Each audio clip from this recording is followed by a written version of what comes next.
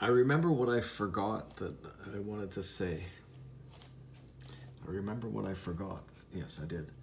What I forgot to say was that this word community is a bit more nuanced as well, because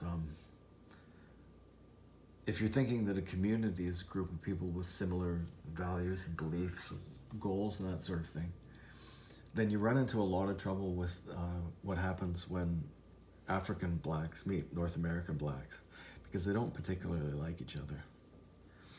And a lot of the difference between them is that the ones that come from Africa are just what you would call more traditional. They believe in the nuclear family, and so in a lot of ways they're more traditional and heavily influenced by religion, and therefore totally opposed to the gay agenda, if that's what you want to call it. They don't like it, right? So to think of that two group of people as being a kind of a community is just, it's sort of ridiculous, really. Yeah, there was a bunch of other stuff because I made this already and on another recording, but the recording was all screwed up. So I'm just trying to remember the things that I said. One really interesting thing I think is that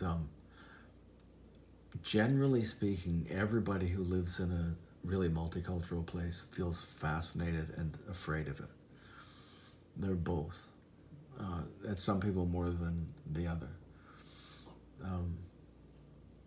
Some people aren't afraid of living here at all. A lot of people aren't, I guess.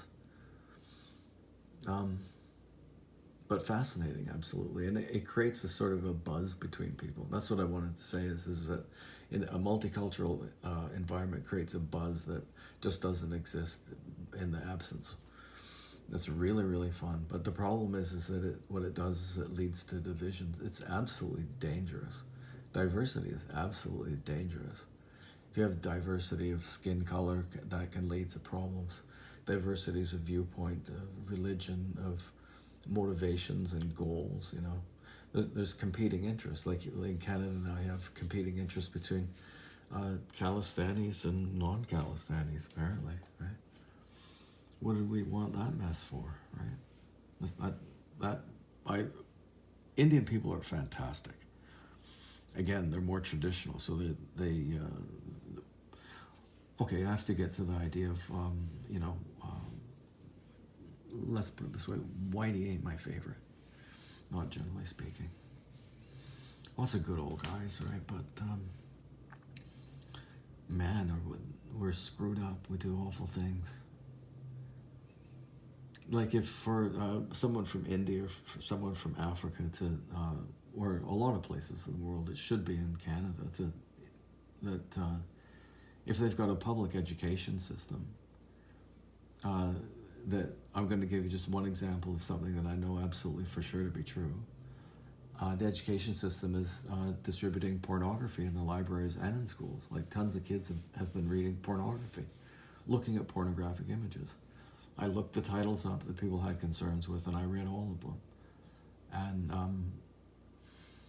well, there's all kinds. The imagery is, just people like one of them was just all these people splayed out, and some of them were male, and some of them were female, and some of them were female in one sense but male in another. All sort of exaggerated, big tits and big wangs and hanging out there, like that, just in that kind of a wild gesture, right? Arms back, legs back, like they're flying through the air, right? Like it's just shocking stuff. A lot of shocking stuff I saw. But the one thing that I think it just nails it tight is that I never saw one that didn't suggest that, and this is the junior high and high school students, that pornography was essential. Is okay, it's fun, but you don't want to be doing it too much, and you want to be careful where you get it from. So that's just so contrary to reality, right? Because in reality, for most kids, that's probably a really incredibly traumatic experience.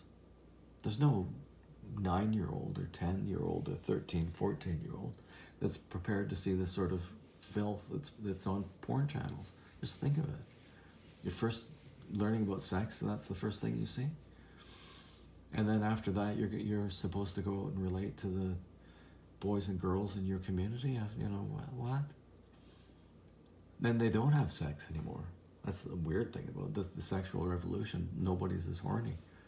That's a bizarre contradiction. Anyway, so, you know, for example, now we have a problem between Jewish people and Palestinians in Canada. Like, it's not just that they're going to have different interests than regular Canadians, whatever that means, right? I get it. But they're going to have competing interests with other, you know, minority groups within Canada. Who knows what they'll do? I think that one kid was caught for attempting a terrorist attack. I think there was at least one. So, yeah, I guess that was about all I wanted to say.